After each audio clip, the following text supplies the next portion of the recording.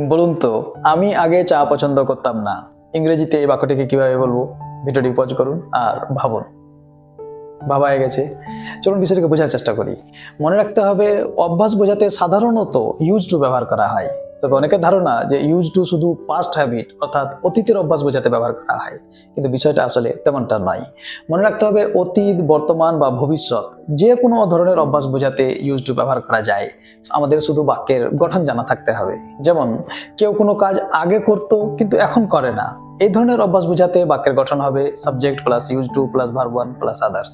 যেমন, আমি ফুটবল খেলতাম, এর মানে কি আগে খেলতাম এখন খেলি না, রাইট? তাহলে এর ইংলিশ হবে I use to play football. সে কলকাতায় থাকতো, এর মানে আগে থাকতো এখন থাকে না। তাহলে এর ইংলিশ হবে he use to live in Kolkata. তারা খুব ভ্রমণ করতো, they use to travel much. তাহলে বোঝা গেল আগে করতো এখন করে না। আচ্ছা, যদি এর উল্টোটা হয়, অর্থাৎ আগে করতো না কিন্তু এখন করছে, তাহলে ওই ক্ষেত্রে ইংরেজি বাক্যের গঠন হবে subject plus did not use to plus verb one plus others. মনে রাখতে হবে, যেহেতু এখানে ডিড চলে এসেছে, তাই ইউজের সঙ্গে ডি ব্যবহার করা যাবে না, রাইট? কারণ আমরা নিশ্চয়ই জানি যে verb two plus verb one হয়, অর্থাৎ ডু, ডাজ, ডিড যাই থাকুক না কেন, তারপরে সবসময় ভার্বের মূল ফর্ম, বেস ফর্ম ব্যবহার করতে হয়। তাহলে আমি আগে চা পছন্দ করতাম না, এর মানে আগে করতাম না এখন করছি। তাহলে এর ইংলিশ হবে I did not use to like tea. এখানে বিফোর লাগালেও হবে, না লাগালেও হবে।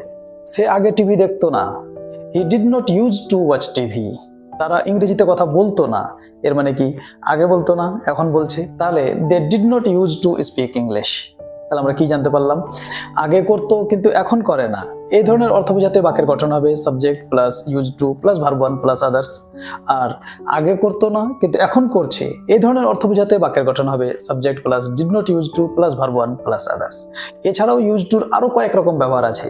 যদি ইউজ টুর ব্যবহার বিস্তারিতভাবে জানতে হয়, তাহলে বায়োতে লিঙ্ক দেওয়া আছে, আপনারা সেখানে গিয়েও ইউজ টুর বাকি ব্যবহারগুলি জেনে নিতে পারেন। আর এছাড়াও ইংরেজি grammar, spoken English, competitive English, এই ধরনের বিষয়গুলি জানতে আমাদের চ্যানেলটি সাবস্ক্রাইব করে রাখুন। আর ফেসবুকে দেখলে ফেসবুক পেজটিও ফলো করে নিন। Thanks for watching.